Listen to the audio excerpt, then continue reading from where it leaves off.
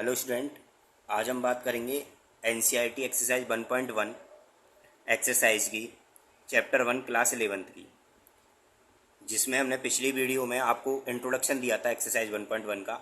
इसमें हम क्वेश्चंस लगाने वाले हैं। तो सबसे फर्स्ट क्वेश्चन की बात करते हैं। Which of the following are set, justify your answer. हमें ये बताना है कि ये सेट है या नहीं है। देखते हैं कौन सेट होने वाला है और कौन नहीं। सबसे पहले जिन्होंने इंट्रोडक्शन वीडियो नहीं देखी है वो इंट्रोडक्शन वीडियो देख लेंगे, जिससे क्लियर रहे। तो इस क्वेश्चन में बोला गया the collection of all months of a year beginning with letter J. सबसे पहले सेट है कि नहीं आप आसानी से बता सकते हो, क्योंकि टोटल मंथ कितने होते हैं, 12 होते हैं। ठीक है, और इसमें जे से स्टार्ट होने वाले कौन कौन से हैं, जैसे कि जनवरी है आपका, ठीक है, जून है, जुलाई है, ये सभी को पता है। तो इसका मतलब ये क्या हो गया, एक सेट हो गया। ये किसी के द्वारा बदले तो नहीं जा सकते, ठीक है ना। तो मेरे फर्स्ट पॉइंट में मैं क्या कह सकता हूं, yes it is a set. I hope ये बात क्लियर होगी। सेकंड पार्ट की बात कर लेते हैं।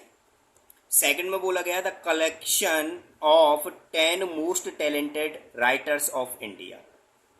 ठीक है, मोस्ट टैलेंटेड। अब मोस्ट टैलेंटेड छांटने तो, क्योंकि मैं किन्हीं 10 मोस्ट टैलेंटेड राइटर्स अलग मानूंगा, क्योंकि अकॉर्डिंग टू अनदर पर्सन कोई दूसरा मोस्ट टैलेंटेड किसी और को समझता होगा। इसका मतलब डेफिनेशन क्या हो रही है, चेंज हो रही है। क्योंकि सेट की जो डेफिनेशन होती है वो क्या होती है, किसी के द्वारा चेंज ना हो, वेल डिफाइंड कंडीशन हो। इसका मतलब ये एक पर्सन की कुछ हो सकती है, दूसरे पर्सन की कुछ हो सकती है, मोस्ट टैलेंटेड।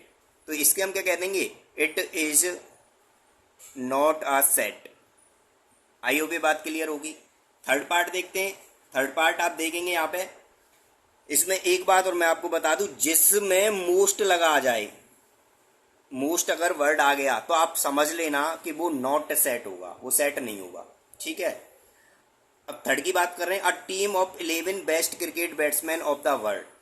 इसका मतलब क्या है कि हमें 11 जो है बेस्ट क्रिकेट बैट्समैन ढूंढने हैं वर्ल्ड के अंदर। अब इसमें भी चॉइसेस हो सकती हैं। मान लीजिए किसी को MS धोनी, किसी को सचिन तेंदुलकर, ठीक है, किसी को रिक्की पॉन्टिंग, अलग अलग बैट्समैन हो सकते हैं जो बेस्ट हो सकते हैं उसकी नज़र में। तो इसका मतलब एक पर्सन के कुछ हो सकते हैं और दूसरे पर्सन के कुछ और हो सकते हैं। तो डेफिनेशन चेंज हो गई। इसका मतलब it is not a set. I hope बात क्लियर होगी। चलते हैं फोर्थ पार्ट पर। फोर्थ पार्ट देखते हैं। The collection of all boys in your class. अब आप अपनी क्लास में, आपको पता है कितने बच्चे हैं। तो अगर फर्स्ट सीट पर कोई बच्चा बैठा हुआ है, उससे बोला जाए कितने बच्चे हैं आपकी क्लास में, उसने कह दिया मान लो 15 है, तो दूसरा भी क्या कहेगा 15 है, तीसरा भी क्या कहेगा 15। इसका मतलब किसी के द्वारा डेफिनेशन चेंज नहीं हो रही। तो डेफिनेशन चेंज नहीं हो रही, इसका मतलब क्या हो गया, yes it is a set. बात कर लेते हैं फिफ्थ पार्ट की। फिफ्थ पार्ट में बोला गया the collection of all natural number less then 100। अब नेचुरल नंबर स्टार्ट कहां से होते हैं, सभी को पता है नेचुरल नंबर स्टार्ट होते हैं 1 से। तो 1 2 3 डॉट डॉट डॉट कहां तक जाना है, हमें 100 तक जाना है। ठीक है, तो 100 से कम होने चाहिए, लेस देन 100। तो हमें पता है 1 2 3 डॉट डॉट 99 तक। इसका मतलब किसी के द्वारा ही चेंज हो सकते हैं, नहीं हो सकते, सबके द्वारा यही रहेंगे 1 2 3 डॉट डॉट 99। तो इसका मतलब क्या हो गया, yes it is a set. आई वो बात क्लियर होगी। बात कर लेते हैं सिक्स पार्ट की। सिक्स पार्ट में बोला गया a collection of novels written by the writer of Munshi Premchand. तो ये बात भी क्या होने वाली है, सेट होने वाला है, क्योंकि मुंशी प्रेमचंद के जो भी नॉवेल्स लिखे थे वो सबके द्वारा सेम रहेंगे, किसी के द्वारा बदलेंगे नहीं। ठीक है ना। अगर मैं कहूँगा मुंशी प्रेमचंद ने ये रिटन किए हैं, ये लिखे हैं, तो दूसरा भी पर्सन यही कहेगा कि यही लिखे गए, किसी के द्वारा डेफिनेशन चेंज नहीं हो रही। इसका मतलब yes it is a set. बात कर लेते हैं सेवेंथ पार्ट की। सेवेंथ पार्ट में बोला गया the collection of all even integer. अब ऑल इवन इंटीजर का कलेक्शन करना है। मान लीजिए मैंने इवन इंटीजर स्टार्ट कर दिया, 2 4 6 8 10 मैंने ये लिए। तो हर किसी पर्सन को पता है कि हमें ये ही लेने हैं इवन इंटीजर, ठीक है ना, यही लेने पड़ेंगे, किसी के द्वारा डेफिनेशन इसकी भी चेंज नहीं होगी। इसका मतलब yes it is a set. I hope बात क्लियर होगी। अब बात कर लेते हैं हम इसके नेक्स्ट पॉइंट की, the collection of questions in this chapter. अब आराम से कलेक्ट करके बता सकते हैं कि इस चैप्टर के अंदर कितने क्वेश्चंस हैं। मान लो मैंने काउंट कर लिया कि इस चैप्टर के अंदर 50 क्वेश्चंस रहे, मैंने कह दिया, ठीक है। अब ये तो हो गया 1% का काम। अब जो सेकंड पर्सन है उस सेकंड पर्सन से पूछा जाए तो वो भी कितने कहेगा, 50 क्वेश्चन ही कहेगा, क्योंकि चैप्टर में काउंट करके तो सभी 50 बताएंगे, अलग तो हो नहीं सकते। इसका मतलब ये भी क्या हो गया, it is a set, definition में चेंजेस नहीं है। अब बात कर लेते हैं अपने लास्ट पॉइंट की। 9th पॉइंट इसमें क्या पूछा गया है, अ collection of most dangerous animal. मैंने बताया था मोस्ट अगर लगा आ जाए तो आप देखते ही कह सकते हो कि ये सेट नहीं है। और वैसे भी आपको पता है डेंजरस एनिमल की बात मैंने इंट्रोडक्शन में भी की थी और इसमें भी कर रहे हैं कि किसी को तो मंकी से ही डर लगता है, डॉगी से डर लगता है, और कोई ऐसा हो सकता है जिसको डॉगी से डर नहीं लगता लेकिन लॉइन से डर लगता है, ठीक है। जिसको कैट से भी डर लगता है। तो कहीं ना कहीं डेफिनेशन में क्या आ रहा है, चेंजेस आ रहा है। इसका मतलब it is not a set. I hope ये बात क्लियर होगी और ये क्वेश्चन भी आपका क्लियर होगा। अब बात कर लेते हैं हम अपने नेक्स्ट क्वेश्चन की, क्वेश्चन नंबर 2 की। देखते हैं क्वेश्चन नंबर 2। क्वेश्चन नंबर 2 में यहां पे बोला गया कि लेट ए, एक कोई सेट दिया हुआ है, ए सेट, जिसमें 1 2 3 4 5 6 एलिमेंट है। Insert the appropriate symbols, belongs to का सिंबल था और ये किसका है, नॉट बिलोंग्स टू का है। तो हमें फिल इन दी ब्लैंक्स भरने हैं यहाँ पे, ये बिलोंग्स टू है या नॉट बिलोंग्स टू है। तो मैंने इंट्रोडक्शन में बताया था आपको। अब ये कि यहाँ पे जो सेट है वो उससे बिलोंग करना है कि नहीं कर रहा। 5 देखो इस सेट के अंदर आ रहा है 5, यस, तो ये क्या हो गया, बिलोंग्स टू। 8 इसके अंदर आ रहा है क्या, नहीं आ रहा, नॉट बिलोंग्स टू। 0 इसके अंदर आ रहा है, नहीं आ रहा, नॉट बिलोंग्स टू। क्या 4 आ रहा है, बिल्कुल आ रहा है, बिलोंग्स टू। 2 आ रहा है, बिल्कुल आ रहा है, बिलोंग्स टू। 10 देखिए नहीं आ रहा, not belongs to. I hope ये क्वेश्चन तो बहुत इजीली से आपको समझ में आ गया होगा। अब बात कर लेते हैं हम अपने क्वेश्चन नंबर 3 की। देखते हैं question 3। Write the following set in the roster form. हमें किस में बदलना है, रोस्टर फॉर्म। रोस्टर फॉर्म को हम क्या बोलते थे, टेबुलर फॉर्म भी बोलते थे। क्या बोलते थे, टेबुलर फॉर्म। और इसको हम कैसे लिखते थे, लिस्टेड लिखते थे, लिस्टेड में लिखते थे इसको, आपको पता होगा, ठीक है। तो इसको लिस्टेड में लिखने के लिए हमें सिंपल काम करना है, इस पॉइंट को देख लेना है, क्योंकि x such that X is an integer, एक इंटीजर है। इंटीजर नेगेटिव भी होते हैं और पॉजिटिव भी होते हैं विद इंक्लूड 0। तो इसका मतलब देखो -3 लेस देन इक्वल, इसका मतलब -3 हमें इंक्लूड है, और 7 लेस देन, 7 से छोटे होने चाहिए। इसका मतलब क्या हो गया कि हमारे पास जो सेट बन के आ रहा है वो कैसा आ रहा है, -3 -2 -1 0 1 2 3 4 5 6 ये आ रहे हैं हमारे पास। तो ये हो गई लिस्टेड फॉर्म, लिस्टेड मतलब रोस्टर फॉर्म। आई होप बात क्लियर होगी। अब बात कर लेते हैं इसके सेकंड पार्ट की। सेकंड पार्ट में बोला गया X such that X is a natural number less than 6। Natural number कहाँ से स्टार्ट होते हैं, 1 से। तो सिंपल फॉर्म बन गई, 1 से स्टार्ट कर दिया और कहाँ तक जाना है, लेस देन 6, मतलब 6 इंक्लूड नहीं है, 5 तक जाना है हमें। आई होप ये बात क्लियर होगी। अब बात कर लेते हैं अपने थर्ड पार्ट की।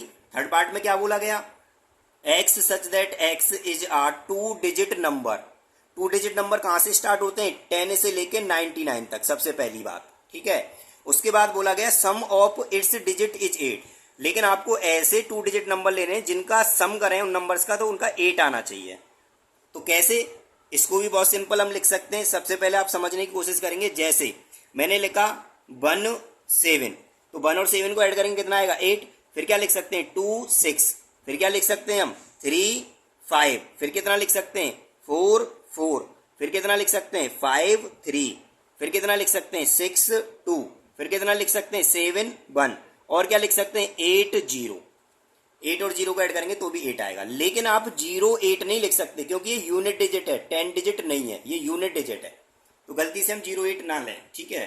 अब बात कर लेते हैं हमने फोर्थ पॉइंट की। इसमें बोला गया कि x such that X is a prime number which is a divisor of 60। सबसे पहले प्राइम नंबर क्या होते हैं यहाँ पे देख सकते हैं आप, प्राइम नंबर 2 3 5 7 11 13 इस तरीके के प्राइम नंबर होते हैं। अब डिवीजर ऑफ 60 कौन है, आपको दिख रहे होंगे 2 3 और 5, यही डिवीजर है 60 के। तो हमारे पास कंप्लीटली सेट क्या आ जाएगा, 2 3 5, ये हो गया आपके 60 के डिवीजर। आई होप बात क्लियर होगी और आपको क्लियरली समझ में आ रहा होगा। अब चलते हैं इसके नेक्स्ट पार्ट पर, देखते हैं नेक्स्ट पार्ट। तो ये इसका नेक्स्ट पार्ट दिया हुआ है, ई पार्ट, जिसमें बोला गया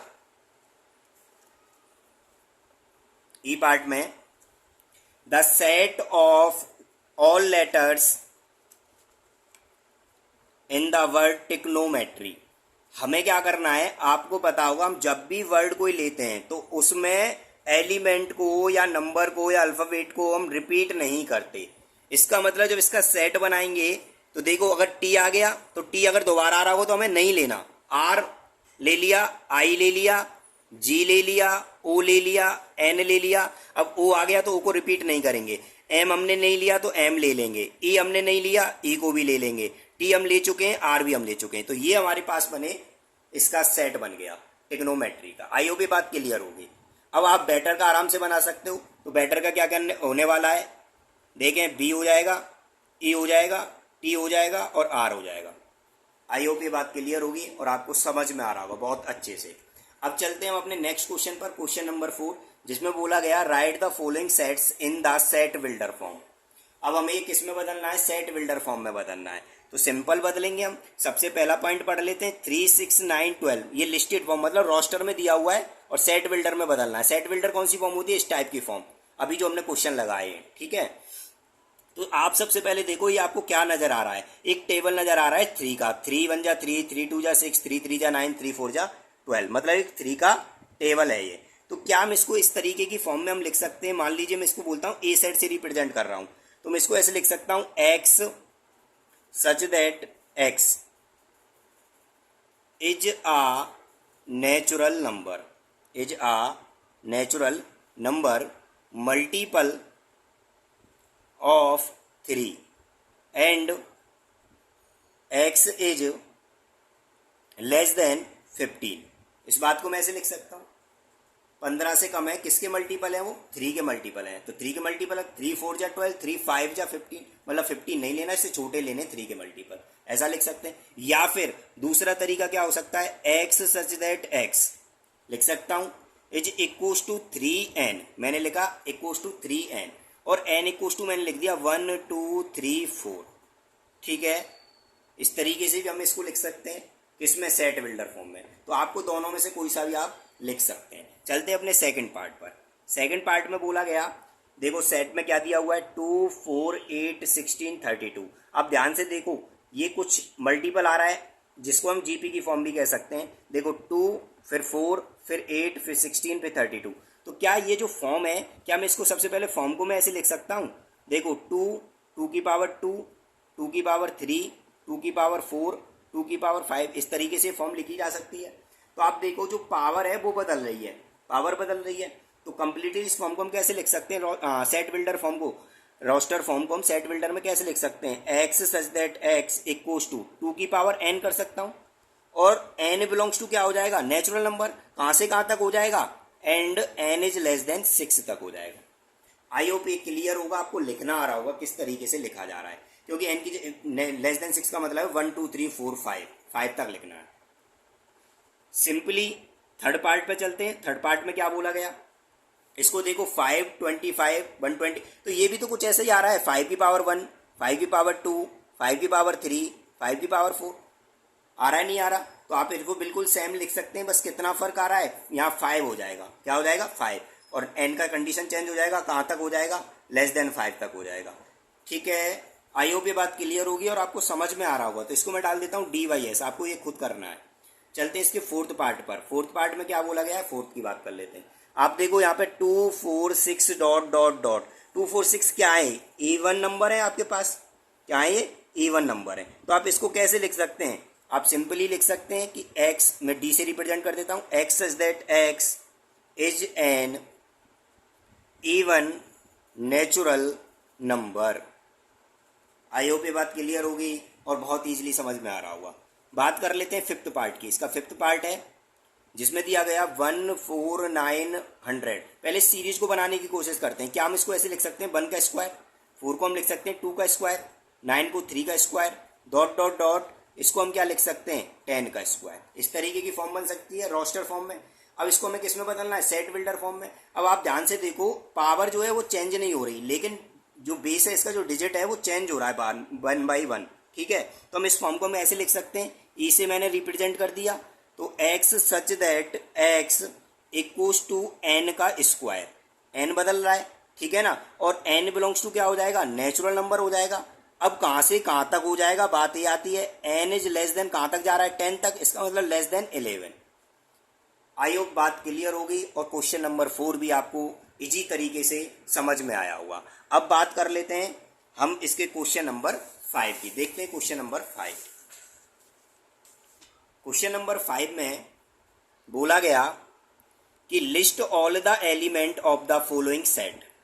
ठीक है, ऑल द एलिमेंट हमें क्या करना है, लिस्टेड करना है। लिस्ट का मतलब समझते हो, रोस्टर फॉर्म, कई बार बता चुका हूं, रोस्टर फॉर्म, हमें रोस्टर फॉर्म में बदलना है। तो सबसे पहले आप देखो फर्स्ट पॉइंट में दिया हुआ है ए सेट में x such that x is N odd natural number. Odd natural number सभी को पता है क्या होते हैं, 1 3 5 7 डॉट डॉट डॉट। आई होप बात क्लियर होगी और समझ में भी आया होगा।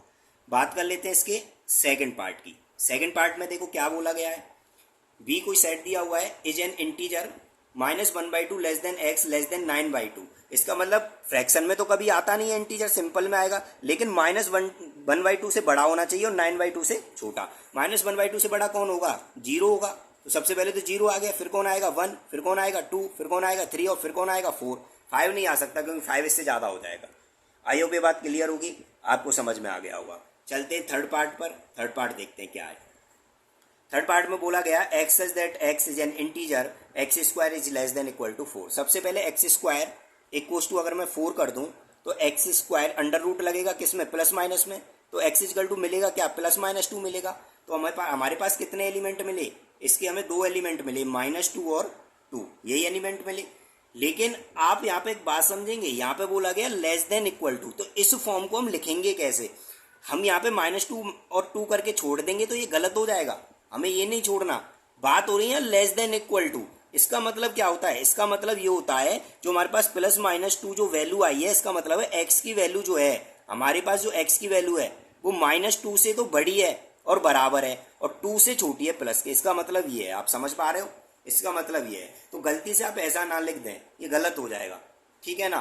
तो आपको क्या करना है, इनके बीच में और इनको इंक्लूड करके लेना है। तो हमारे पास जो प्रॉपर सेट बनेगा इस थर्ड पार्ट का, जिसको हम सी से रिप्रेजेंट कर रहे हैं, वो उसका क्या बनने वाला है, -2 -1 0 1 और 2। आई होप ये बात क्लियर होगी। दूसरा तरीका क्या हो सकता है इस क्वेश्चन का, आप इनके स्क्वायर करके देख सकते हैं। ये इनसे इनके बराबर 4 के बराबर या छोटे आएंगे। जैसे 2 का स्क्वायर कितना आएगा, 4 आएगा।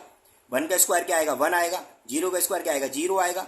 1 का स्क्वायर 1 ही आएगा। 2 का स्क्वायर क्या आएगा, 4। तो इसका मतलब ये इसके बराबर या इससे छोटे आ रहे हैं। एक्स स्क्वायर का वैल्यू, ये एक्स स्क्वायर का वैल्यू है ये सब, ठीक है। तो आप आराम से अंदाजा लगा सकते हैं। अब बात करते हैं इसके फोर्थ पॉइंट की। फोर्थ पॉइंट में क्या बोला गया कि x such that x is a letter in the word of loyal, LOYAL। तो इसका सिंपल सेट है, बहुत बार आ चुका है ये क्वेश्चन। सिंपल L लेना एक बार, O ले लिया, बाई ले लिया, A ले लिया। अब L को दोबारा नहीं ले सकते, क्लियर है। इसके बाद फिफ्थ पार्ट की बात कर लेते हैं। फिफ्थ पार्ट में बोला गया is a month of year not having 31 days, not having 31 days, जिसमें 31 डेज नहीं हो। तो सीधी सी बात है, इसका सेट हमारे पास रिप्रेजेंट करा गया ई से। तो पहला क्या हो सकता है, फरवरी हो सकता है। दूसरा क्या हो सकता है, अप्रैल हो सकता है। और कौन हो सकता है, जून हो सकता है। और कौन हो सकता है, सितंबर हो सकता है। और कौन हो सकता है, नवंबर हो सकता है। ये हमारे पास क्या हो सकते हैं जिनमें 31 डेज नहीं होते। आई होप क्लियर होगा, समझ में आ रहा होगा। अब इसके लास्ट पॉइंट की बात कर लेते हैं, सिक्स्थ पॉइंट की, जिसमें बोला गया कि x such that x is a consonant in the English alphabet which precedes के से कम, मतलब छोटे, पहले आने वाले, के से पहले आने वाले बताने हमें।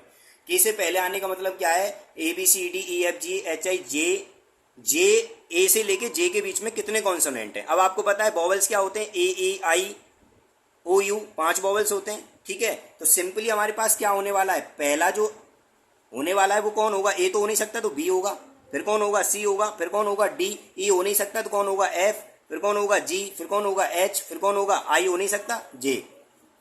इस तरीके के हमारा रोस्टर फॉर्म बन गया, लिस्टेड फॉर्म ने हमें इसको रिप्रेजेंट कर दिए। आई होप ये क्वेश्चन क्लियर होगा, समझ में आया होगा क्वेश्चन नंबर 5।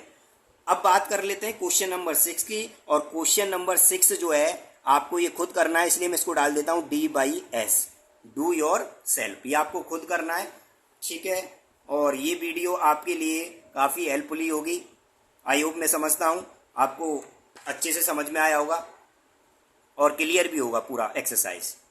Thank you.